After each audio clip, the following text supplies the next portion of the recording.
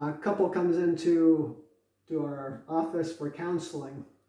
He's just upset. He's upset. Well, marriage is not going the way he's thinking. He's thinking about divorcing his wife. As we talk, as we listen to him and her, we understand his main problem is he thinks she just doesn't clean up the apartment like she should. Problem is, after listening to them, it seems like their apartment's probably 5-10 times cleaner than our house. And I'm happy enough the way it is now. What's his problem? I think the answer is right here. If you remember the equation that we shared with you last week, here it is. When the reality is less than the expectations, a person is not happy, he's very upset. So his expectations weren't being met. The Bible shares stories that we see sometimes where expectations weren't met too.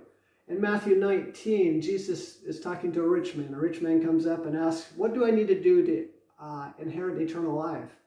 After a fairly brief conversation, the rich man leaves, disappointed and stressed. And then Jesus turns to his disciples and he says, it's very, very difficult for the rich to get into heaven. The disciples are upset. The disciples are afraid, I think. The disciples say, well, if a rich man can't get into heaven, who can get into heaven? Because their cultural bias, their expectation was, God blesses the rich, that's why they're rich.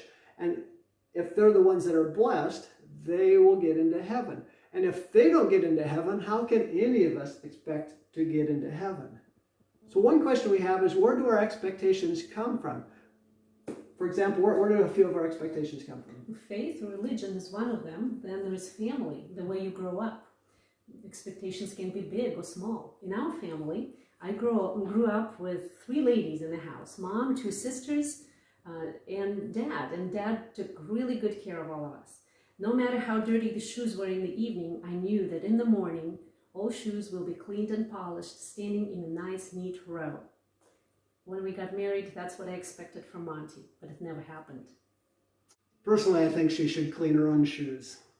But I grew up in a different family.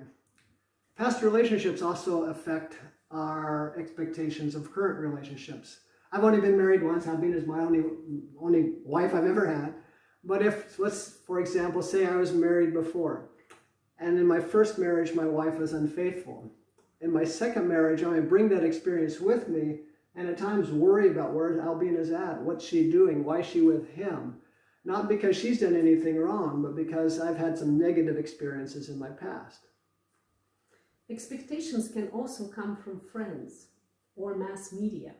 The question is what do we do with these expectations? And I think we're starting that now. We're hoping that we're helping you kind of think about that expectations aren't necessarily right or wrong. They're a product of our history. They're a product of our past. They're a product of things that have been inputted into our life. And things that have been inputted into our life are different than been inputted into our life of our spouse or our close friends who we work with. And so things are a little bit different. So we want you to start thinking about that. My expectations aren't necessarily the right answer. We would like you for the next week until our next video to notice what expectations do you have. For example, if you get upset at home, stop for a second and think, what did I expect? And where did this expectation come from?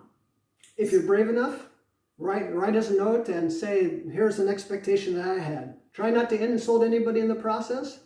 And we look forward to talking with you again. Thanks. How should we stand?